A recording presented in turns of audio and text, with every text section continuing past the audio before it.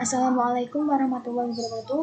Kami dari kelompok 2 yang beranggotakan saya sendiri, Aimatul Solehah, NIM 032, Putri Kumala Ijah, NIM 056, Estu Tritami, NIM 062, Vina Alfiana, NIM 065, akan mempresentasikan mengenai asas-asas bimbingan konseling. Pertama, saya akan menjelaskan mengenai pengertian asas. Apa sih asas itu? Secara umum, asas adalah sesuatu yang menjadi tumpuan berpikir atau berpendapat. Sedangkan dalam pandangan para ahli, asas mempunyai arti yang berbeda-beda. Asas dapat juga berarti hukum dasar. Pemahaman terhadap asas dalam pendekatan ilmu hukum merupakan landasan utama yang menjadi dasar atau acuan bagi lahirnya suatu aturan. Sedangkan menurut KBBI, asas adalah sesuatu yang menjadi tumpuan berpikir atau berpendapat. Menurut terminologi bahasa, asas mempunyai dua pengertian. Pengertian yang pertama, asas adalah dasar, alas, fondamen. Sedangkan pengertian yang kedua, asas adalah sesuatu kebenaran yang menjadi pokok dasar atau tumpuan berpikir atau berpendapat. Selanjutnya, asas-asas bimbingan konseling. Dalam penyelenggaraan pelayanan bimbingan dan konseling, terdapat kaidah yang dikenal dengan asas-asas bimbingan konseling, yaitu ketentuan-ketentuan yang harus diterapkan dalam penyelenggaraan pelayanan itu sendiri. Penyelenggaraan layanan dan kegiatan pendukung bimbingan dan konseling, selain dimuati oleh fungsi dan didasarkan pada prinsip-prinsip tertentu, juga dituntut untuk memenuhi sejumlah asas bimbingan.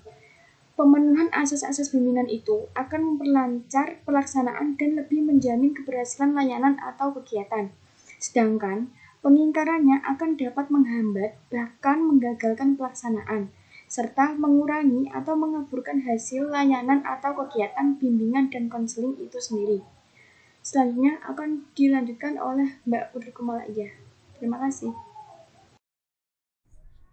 Baik, saya akan melanjutkan dari penjelasan yang sudah dijelaskan sebelumnya tentang asas-asas bimbingan konseling. Asas-asas bimbingan konseling itu terdiri dari pertama yaitu asas kerahasiaan. Asas kerahasiaan ini menuntut dirahasiakannya segenap data dan keterangan tentang peserta didik atau klien yang menjadi sasaran layanan. Jadi asas kerahasiaan ini itu ditunjukkan kepada pembimbing atau konselor yang dituntut untuk merahasiakan semua keterangan dan data dari klien tersebut. Dalam hal ini, guru pembimbing berkewajiban penuh memelihara dan menjaga semua data dan keterangan itu sehingga kerahasiaannya benar-benar terjamin. Kemudian yang kedua yaitu asas kesukarelaan. Jika asas kerahasiaan benar-benar sudah tertanam pada diri siswa atau klien, maka sangat diharapkan bahwa mereka yang mengalami masalah akan dengan sukarela membawa masalahnya itu kepada pembimbing untuk meminta bimbingan. Jadi memang asas kesukarelaan dan asas kerahasiaan ini berkesinambungan. Jadi ketika asas kerahasiaan itu sudah terjamin, benar-benar sudah tertanam di diri siswa atau di diri klien, dengan begitu calon klien atau yang mempunyai masalah akan dengan sukarela meminta bimbingan kepada guru pembimbing atau konselor. Kemudian yang ketiga ada asas keterbukaan. Bimbingan dan konseling yang efisien hanya berlangsung dalam suasana keterbukaan. Baik klien maupun konselor harus bersifat terbuka. Keterbukaan ini bukan hanya sekedar bersifat bersedia menerima saran-saran dari luar, tetapi dalam hal ini lebih penting dari masing-masing yang bersangkutan bersedia membuka diri untuk kepentingan pemecahan masalah yang dimaksud.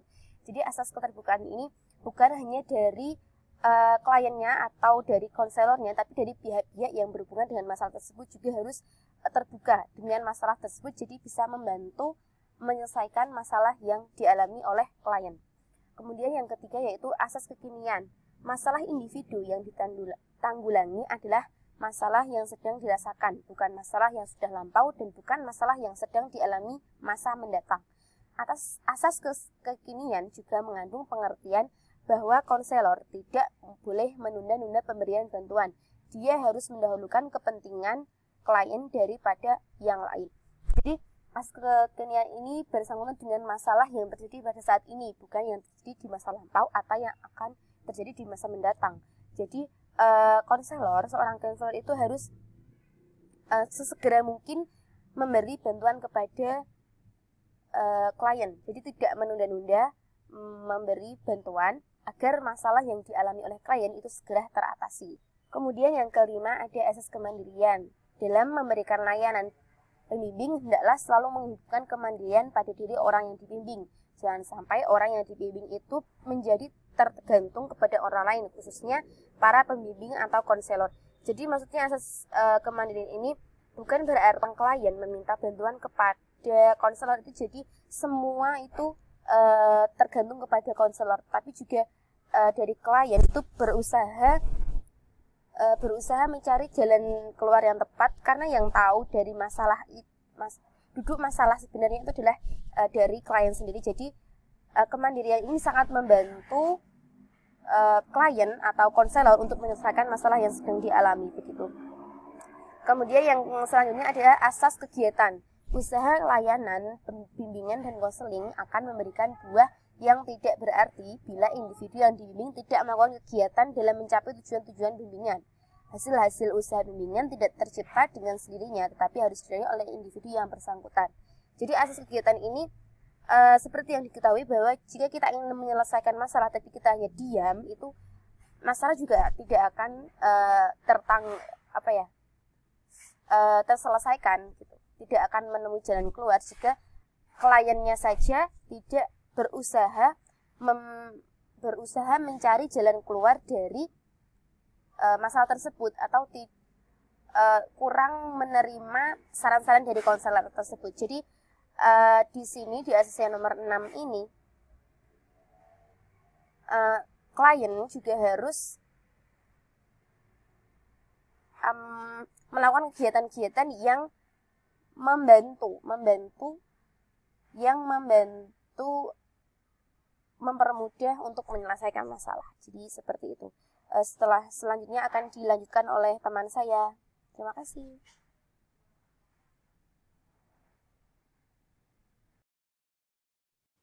Saya akan menjelaskan asas yang selanjutnya, yaitu asas kemandirian.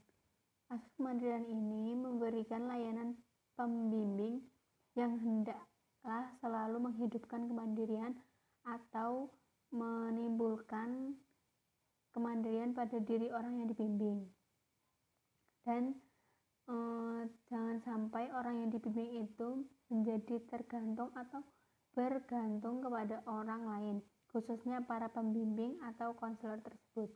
Kemudian yang keenam yaitu asas kegiatan. Dalam asas kegiatan ini memberikan usaha layanan bimbingan dan konseling yang akan memberikan buah yang tidak berarti bila individu yang dibimbing tidak melakukan kegiatan dalam mencapai tujuan-tujuan bimbingan. Yang berarti bila yang dibimbing tersebut tidak memberikan dampak atau tidak menimbulkan hasil yang sesuai dalam kegiatan yang dilakukan atau mencapai tujuan-tujuan bimbingan itu. Sedangkan hasil-hasil usaha bimbingan tidak tercipta dengan sendirinya, tetapi harus diraih oleh individu yang bersangkutan. Kemudian yang ketujuh, asas kedinamisan. Asas kedinamisan ini mempunyai upaya layanan bimbingan dan konseling menghendaki terjadinya perubahan dalam individu yang dibimbing, yaitu perubahan tingkah laku ke arah yang lebih baik atau ke arah yang sesuai dalam tujuannya. Kemudian perubahan tidaklah sekedar mengulang hal-hal lama yang bersifat monoton, melainkan juga perubahan yang selalu dan menuju ke suatu pembaharuan, sesuatu yang lebih maju atau lebih berhasil. Kemudian yang kedelapan, asas keterpaduan. Asas keterpaduan ini memberikan layanan bimbingan dan konseling yang memadukan berbagai aspek individu yang dibimbing. Sebagaimana yang diketahui, individu yang dibimbing itu memiliki berbagai segi. Kalau keadaannya tidak saling serasi dan terpadu, justru akan menimbulkan berbagai masalah atau kendala. Kemudian yang kesembilan, asas kenormatifan. Asas kenormatifan ini memberikan usaha bimbingan dan konseling tidak boleh bertentangan dengan norma-norma yang berlaku, baik norma tersebut ditinjau dari agama, norma adat, norma hukum atau negara, norma ilmu, ataupun kebiasaan sehari-hari. Asas kenormatifan ini juga diterapkan terhadap isi maupun proses penyelenggaraan bimbingan dan konseling. Kemudian yang ke-10 yaitu asas keahlian. Asas keahlian ini memberikan usaha layanan bimbingan dan konseling secara teratur atau terarah, kemudian sistematik dan dengan mempergunakan teknik serta alat yang memadai. Untuk itu, para konselor perlu mendapatkan latihan secukupnya, sehingga dengan itu akan dicapai keberhasilan usaha pemberian layanan. Kemudian selanjutnya akan dijelaskan oleh Mbak Vio. Baik, saya di sini akan menjelaskan mengenai asas kenormatifan. Asas kenormatifan adalah usaha bimbingan dan konseling tidak boleh bertentangan dengan norma-norma yang berlaku, baik itu ditinjau dari norma agama, norma adat, norma hukum atau negara, norma ilmu ataupun kebiasaan sehari-hari. Asas kenormatifan ini diterapkan terhadap isi maupun proses penyelenggaraan bimbingan dan konseling. Jadi di asas kenormatifan ini, konselor itu tidak boleh menyalahi aturan atau ketetapan yang sudah berlaku, baik itu maupun bertentangan dengan norma-norma agama, norma adat, norma hukum atau negara. Jadi para konselor itu dituntut untuk bukan dituntut sih, lebih tepatnya untuk mengusahakan untuk lebih toleransi terhadap sesama. Yang selanjutnya, asas keahlian. Usaha layanan bimbingan dan konseling secara teratur, sistematik, dan dengan mempergunakan teknik serta alat yang memadai. Untuk itu, para konselor perlu mendapatkan latihan secukupnya, sehingga dengan itu akan dapat dicapai keberhasilan usaha pemberian layanan. Jadi, para konselor ini mengusahakan dirinya untuk berlangsungnya bimbingan konseling itu secara teratur, sistematik, dan mempergunakan teknik serta alat yang memadai guna untuk tercapainya selama bimbingan konseling itu untuk tercapainya bimbingan konseling. Lalu asas alih tangan. Asas ini mengisyaratkan bahwa bila seseorang petugas bimbingan dan konseling sudah mengarahkan segenap kemampuannya untuk membantu klien belum dapat terbantu sebagaimana yang diharapkan, maka petugas ini mengalih tangankan klien tersebut kepada petugas atau badan yang lebih ahli. Jadi ketika para konselor itu menangani klien tetapi belum mencapai yang diharapkan atau belum membantu apa yang klien harapkan, itu bisa dialih tangankan ke konselor yang lebih ahli dalam bidang tertentu atau yang bisa sesuai harapan kliennya. Yang selanjutnya, yang terakhir, asas tuturi handayani. Asas ini menunjukkan pada suasana umum yang hendaknya tercipta dalam rangka hubungan keseluruhan antara pembimbing dan yang dibimbing. Jadi di asas ini itu konselor dan para klien itu selaras atau kompak tim guna tercapainya bimbingan konseling. Kesimpulan. Berdasarkan penjelasan tadi dapat disimpulkan bahwa yang pertama, asas adalah sesuatu yang menjadi tumpuan berpikir atau berpendapat. Yang kedua, pelayanan bimbingan dan konseling harus diberikan dengan menggunakan asas-asas. Hal tersebut dimaksudkan agar proses bimbingan dan konseling dapat berjalan secara efektif dan efisien. Selain itu, juga agar tidak terjadi penyimpangan selama pemberian pelayanan bimbingan dan konseling.